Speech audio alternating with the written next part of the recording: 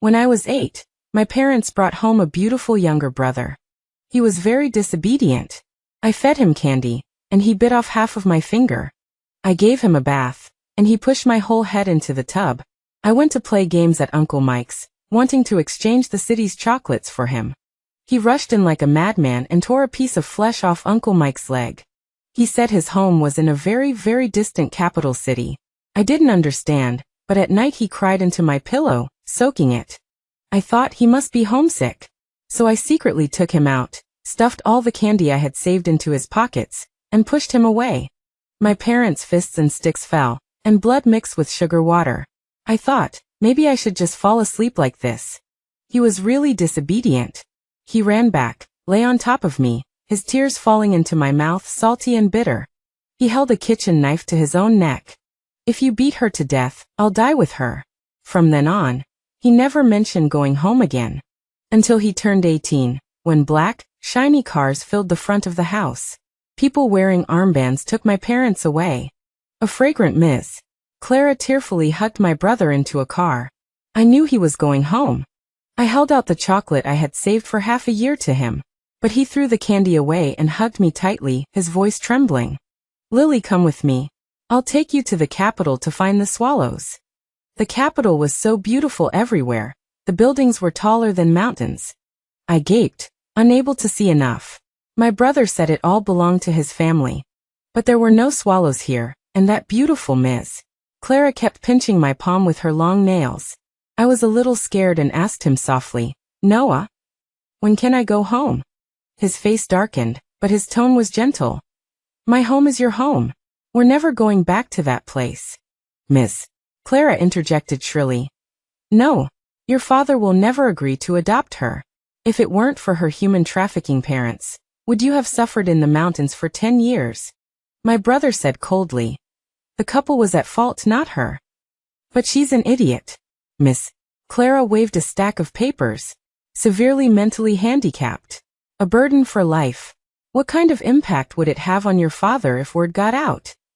I was frightened, and my pants suddenly became wet, yellow liquid soaking the carpet. The surrounding maids covered their noses and avoided me, their murmurs buzzing like mosquitoes. I was so ashamed that I wanted to squat down and hide myself, but I saw white papers scattered all over the floor. I hurriedly knelt down to pick them up, carefully wiping off the dust, and happily handed them to my brother. He used to complain that the homework paper was too thin, and it would tear as soon as he wrote on it. Now he finally had good paper. Noah. White paper. I can do my homework now. His eyes suddenly reddened. He took the stack of paper and led me into the guest room, holding my hand tightly. Several maids reluctantly came to change my pants.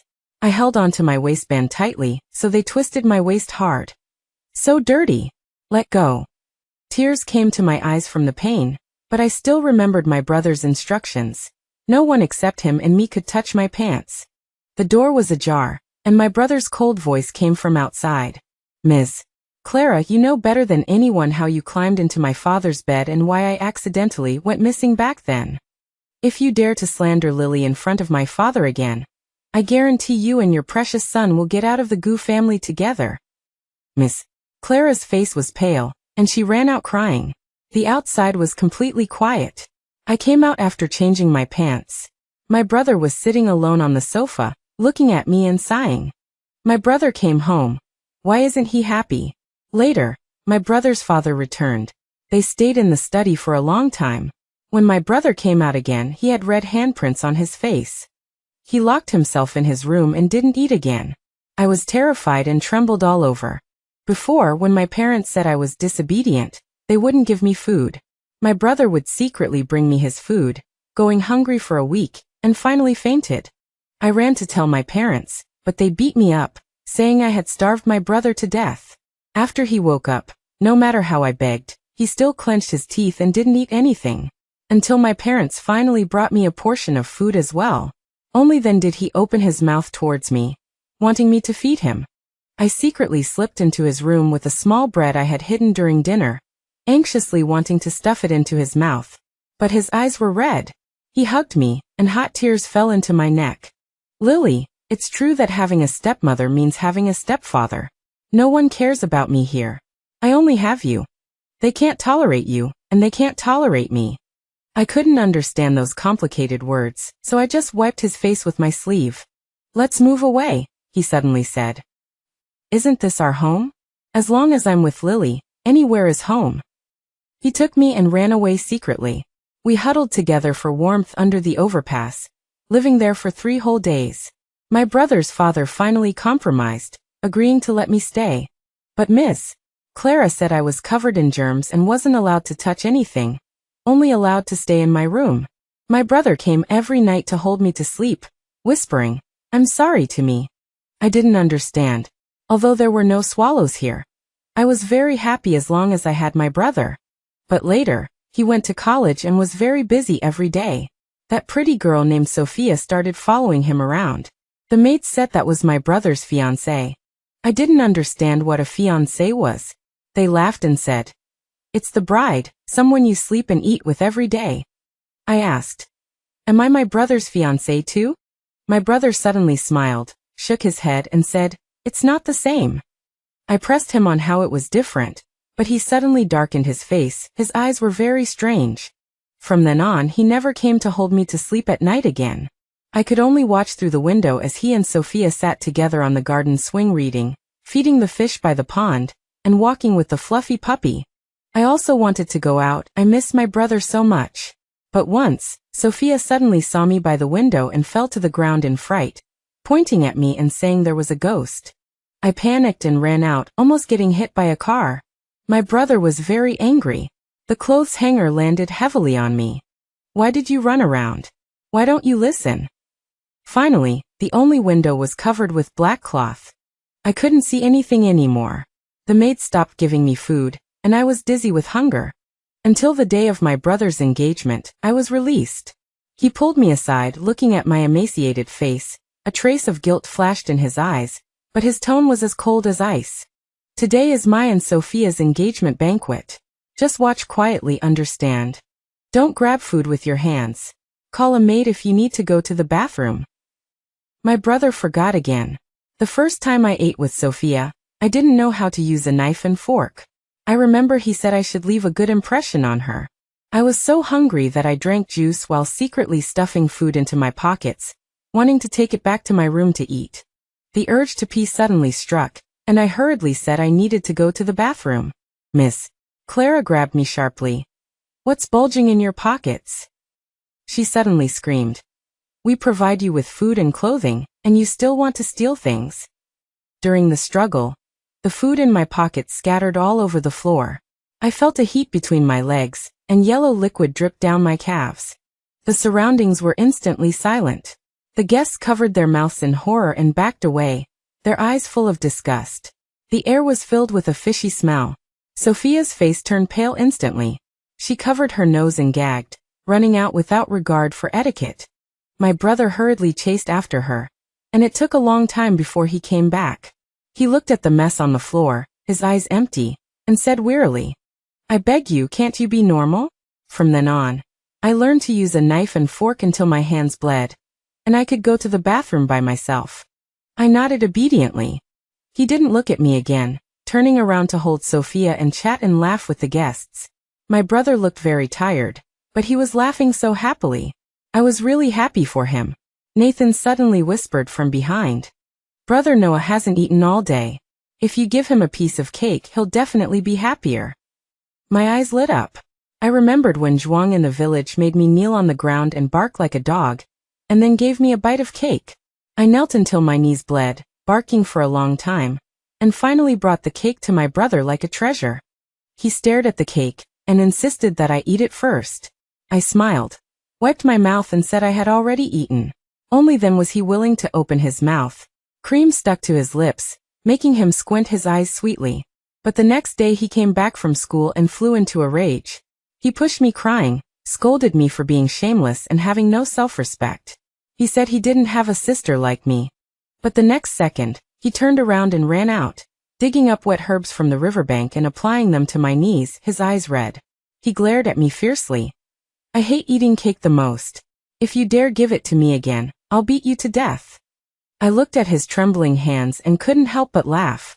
My brother was lying again. I happily went to cut the cake. Suddenly my vision went black.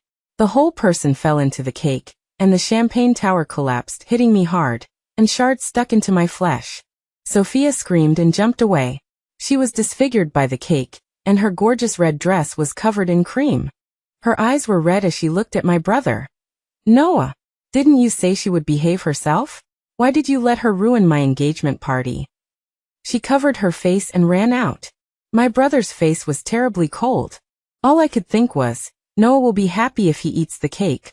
Enduring the pain of the shards piercing my body, I put the clean cake on the ground into a plate. Just picked it up when my younger brother kicked it away. His eyes were bloodshot. Are you a starving ghost reincarnated? Can't you wait for even a moment? Are you determined to ruin me? Only content if I'm tied to you for life? I shook my head frantically, wanting to pull him back. But he pushed me away fiercely, rushing out of the door without looking back. I fell into the shards scattered on the floor, slivers of glass piercing my flesh, the pain bringing tears to my eyes. Immediately after, someone rushed in exclaiming, Miss Sophia has been in a car accident. I was forcibly taken to the hospital by bodyguards. Lily, the blood bank is running low, and your blood type is the only match for her. Can you save her, please? I was in too much pain to speak, the shards still embedded in me. But my younger brother flared up. Sophia isn't me, she owes you nothing. You're the one who hurt her, so you should be the one to pay the price. After saying that, he forcefully pushed me into the blood donation room. The doctor lifted my dark sleeve, saw my arm covered in blood, and wanted to stop the blood draw.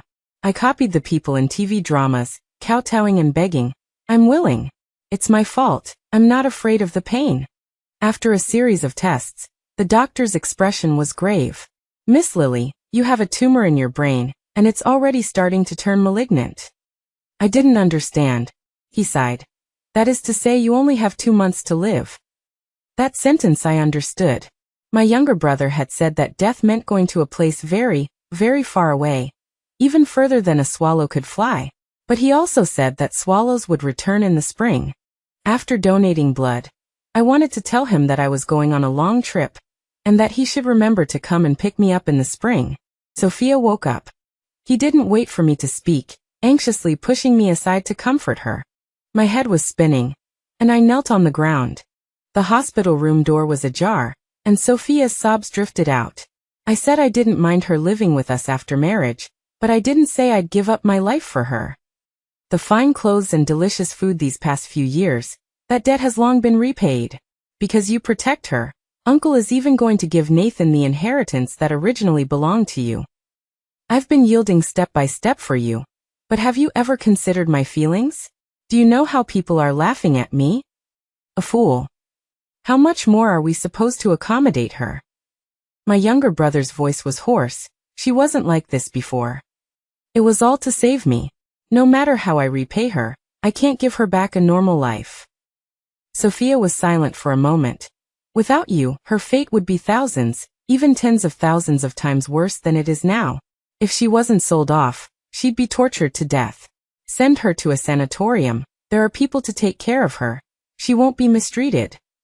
Noah covered his face. Let me think about it some more. There are only 2 months left. Noah, if Nathan is the heir, I won't be able to marry you. The two of them, like ill-fated lovers tricked by fate, held each other and cried bitterly. Suddenly, I felt a pain in my chest, even worse than when my parents beat me. So it was because of me that my younger brother was in so much pain. I shouldn't have him come and pick me up. During this time, my head hurt more and more, and I often slept for an entire day. My nose would always bleed uncontrollably, but luckily Miss Clara wouldn't let me leave my room. Otherwise, if my younger brother saw, he would get angry again. I lay in bed, taking out the little swallow wood carving he had carved from under my pillow. Suddenly the door opened, and I quickly hid it. Last time, my younger brother got angry at me for running around and threw it into the fire. I was so anxious that I reached into the fire to retrieve it, and my entire palm was burned raw. That night, he held me and cried all night, repeatedly asking, "Why are you a fool? Why?" I was afraid he would get angry again, and I trembled all over. But he burrowed into the covers, pulled me into his arms, and asked in a hoarse voice, What tasty thing are you hiding again? Afraid he'd say I was greedy, I quickly shook my head. It's not food. I took out the little swallow to show him. He was stunned for a moment, his smile bitter. So it's this. He paused, his voice choked. Its wings are all burned off. It can't fly away. He buried his face in my shoulder. It can only stay by my side for its whole life now. I really wanted to tell him that it wasn't like that. I was going on a long trip soon. I secretly asked Sophia where swallows fly to now. She said they fly south, where my parents' village is. I wanted to go back and see if the swallows had returned to their nests. Sophia helped me book a ticket, saying I could go home. On my younger brother's birthday, I was let out again.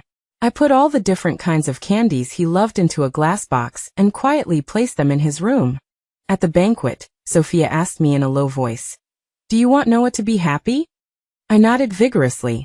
She handed me a glass of juice, a hint of reluctance flashing in her eyes. "Drink this, and your younger brother will get what he wants." Without thinking, I drank it all in one gulp. Before long, I felt dizzy and fell asleep. Vaguely, I was jolted awake by a hard slap, my face burning with pain. Opening my eyes, the entire room was pointing and whispering about me. Teach. Seeing that she can't get to Noah, she went to seduce Nathan.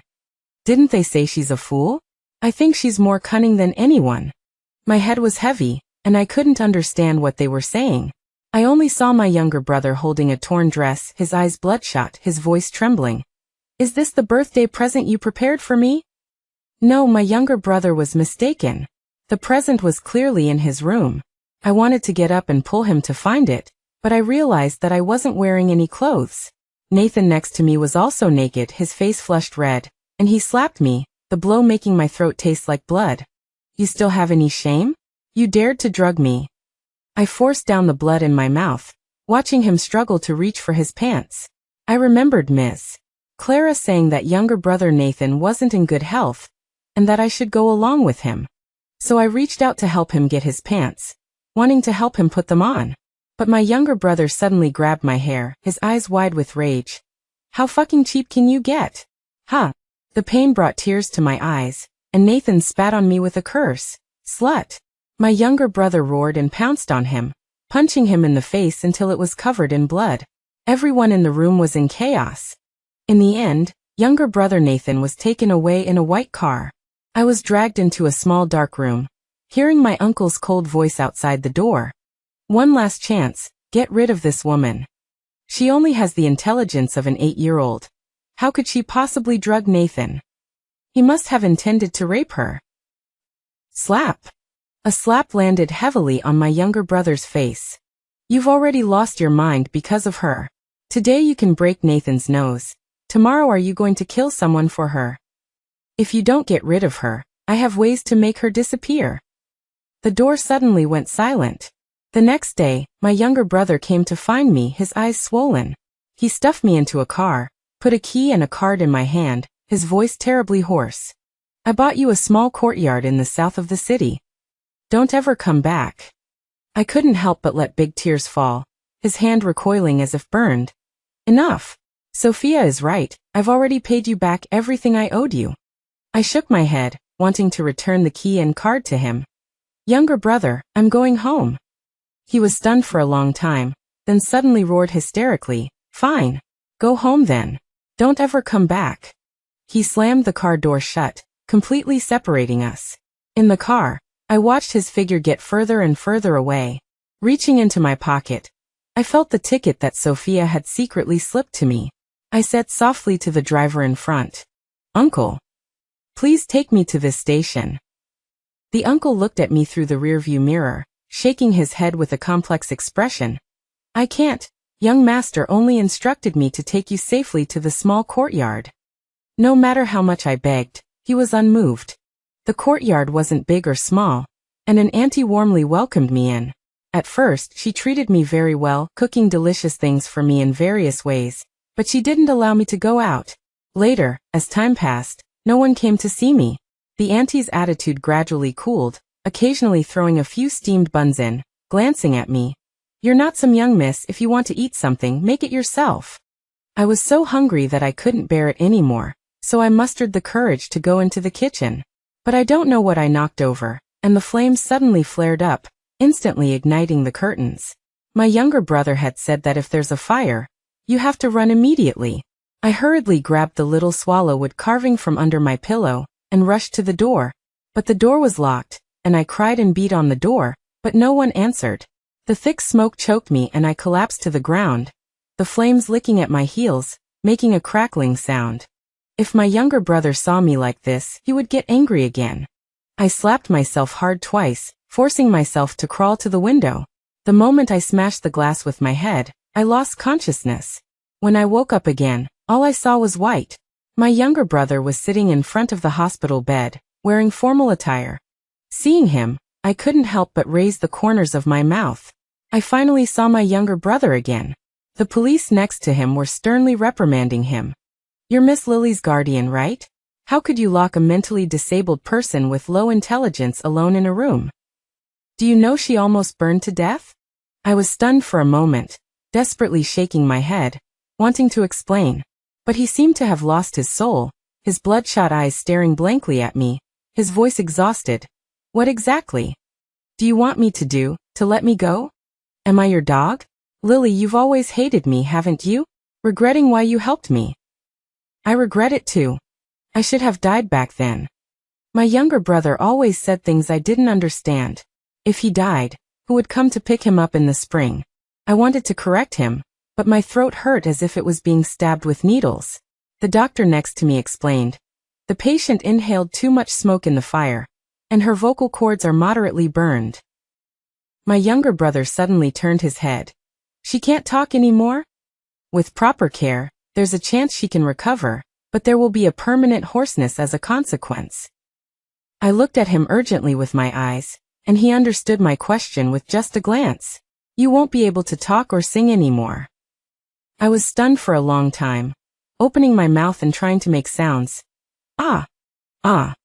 He hurriedly covered my mouth, roaring hysterically. "The doctor said you have to be completely silent for the next month or two. Do you want to be a mute forever? Can you please stop causing me trouble?" Warm tears dripped onto my face. I trembled and reached out to wipe away his tears, but he grabbed my wrist, forcing a bitter smile. "Finally, my world is quiet since you can't talk. No more answering those meaningless questions, no more listening to your piercing singing." My heart ached unbearably. My brother loved listening to me sing more than anything. I remember when he first came to our house, he would smash everything during the day and cry all night long. I wiped his tears, he hit my hand, I patted his back, and he cursed me for being nosy. Until I gently sang the song my grandmother taught me. "Little swallows wearing colorful clothes come here every spring." He gradually stopped crying. The next night he buried his face in my arms and said in a muffled voice, "Sing Little Swallows again, and I won't cry." It must be because I can't sing anymore that my brother is so sad. The doctor frowned at the report and was about to speak when Sophia rushed in, holding a wedding dress and pointing at me, crying, "How did I not see how scheming you were before? Deliberately pulling this stunt at our wedding.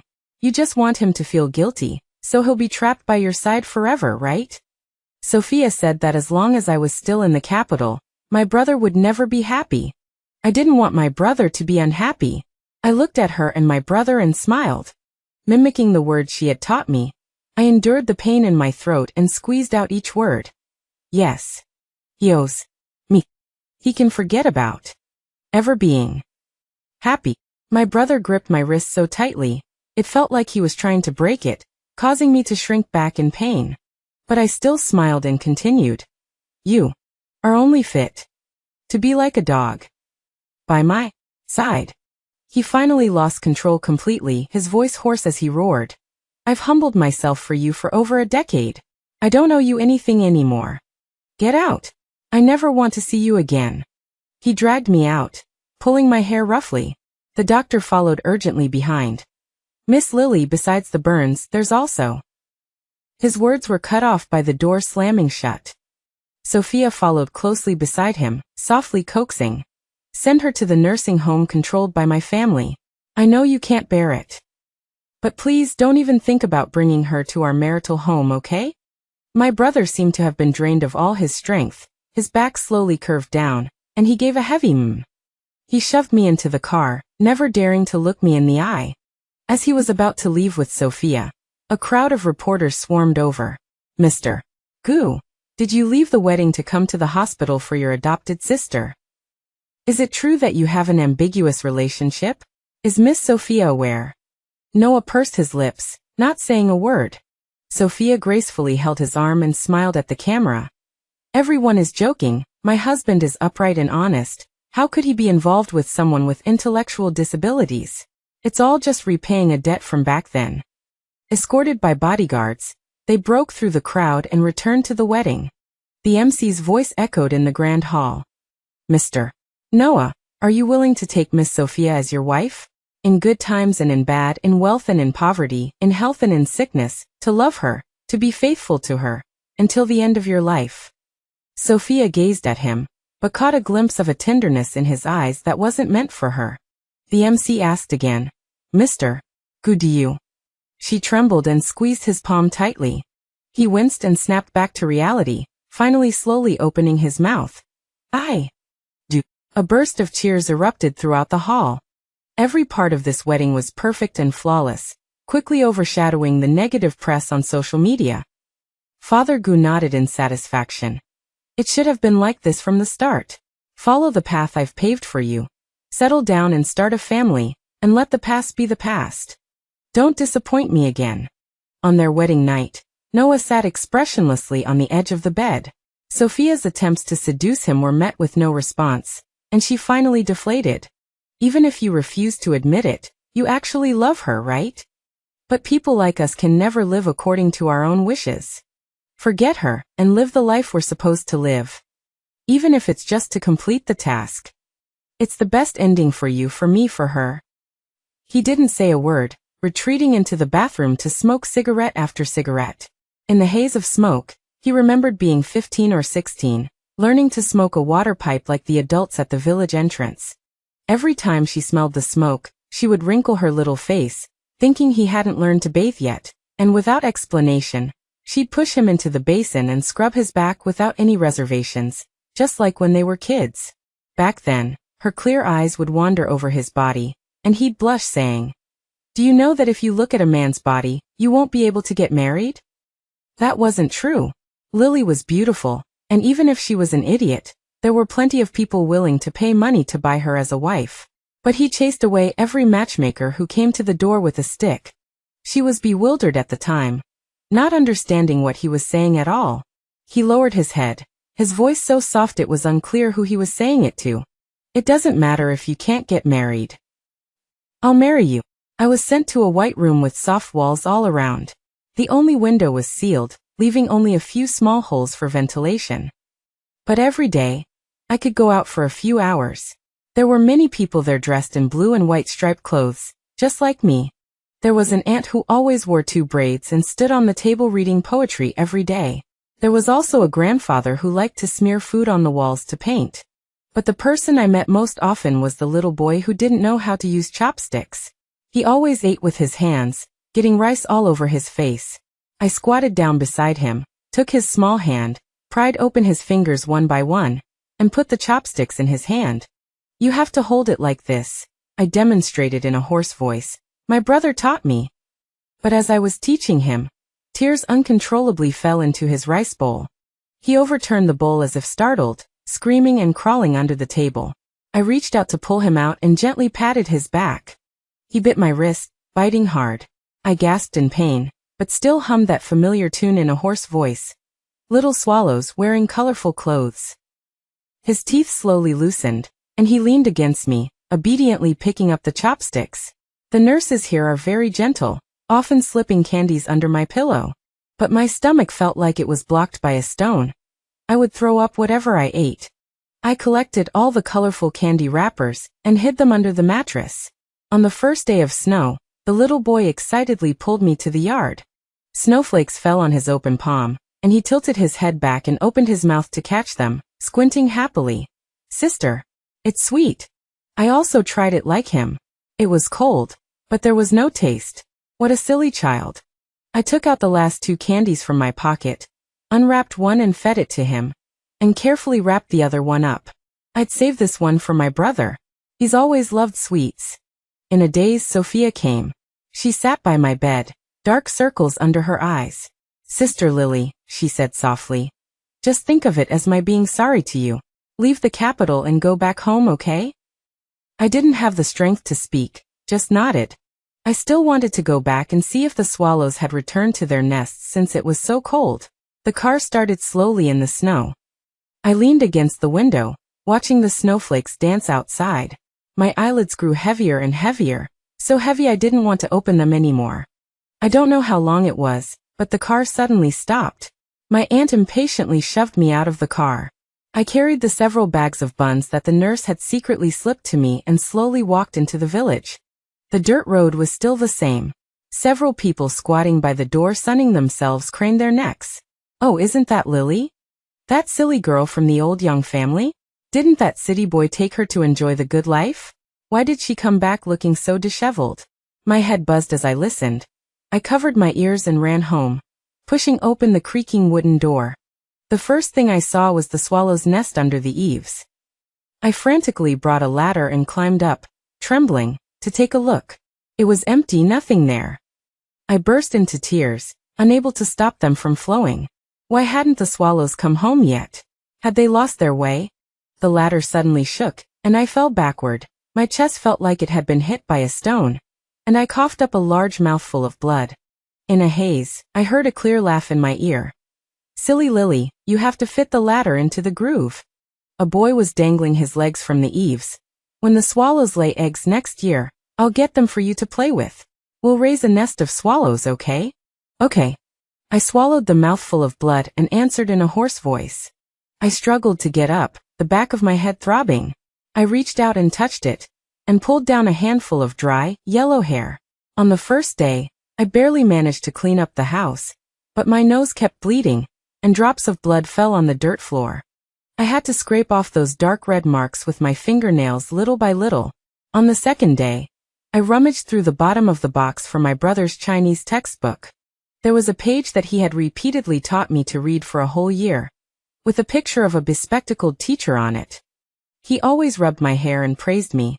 Lily is so smart, Dezhuang couldn't recite it in school, and his palms were all swollen from being beaten. We would laugh together at that time. But now, as I stared at those dense words, I couldn't remember a single one. On the third day, my head ached like it was about to split open. I rolled off the bed as soon as I tried to turn over. I crawled across the cold ground, grabbed a hard, dry bun from the table, and stuffed it into my mouth. Bang! The door was kicked open. A tall figure stood silhouetted against the light. He saw me lying on the ground, my face as pale as paper, my hair so sparse that my scalp was showing, gnawing on a blood-stained bun.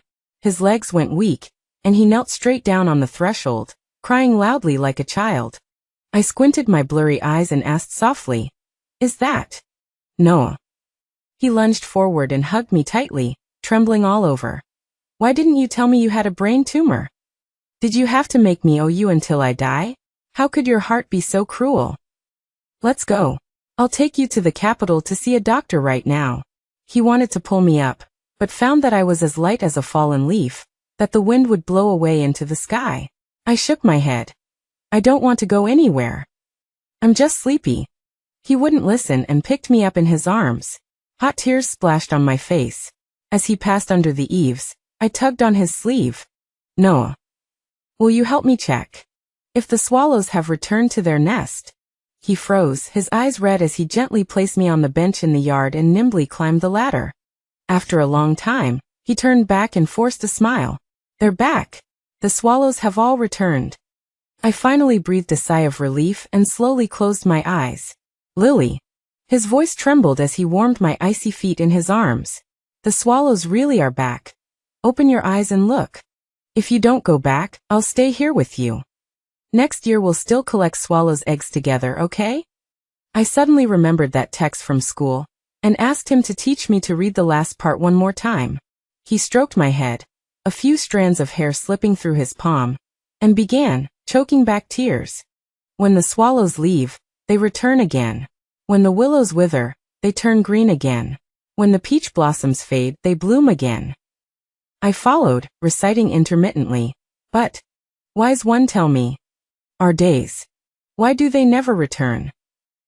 After I finished, I smiled, realizing I still remembered it all. He continued reciting, crying and laughing, but his voice grew more and more distant, as if separated by a thick wall. As he recited the last line, the warm sunshine flooded the courtyard, and suddenly there was a flapping sound from the eaves. He stared, and saw 2 swallows carrying fresh mud, busily circling around the old nest. He suddenly realized that the body in his arms was already ice-cold, and her chest no longer rose and fell. He didn't speak, his arms tightened, his eyes staring blankly at the busy birds. Little swallows, wearing flowered coats, come here every spring. I ask the swallows why you come. The swallows say, the spring here is the most beautiful.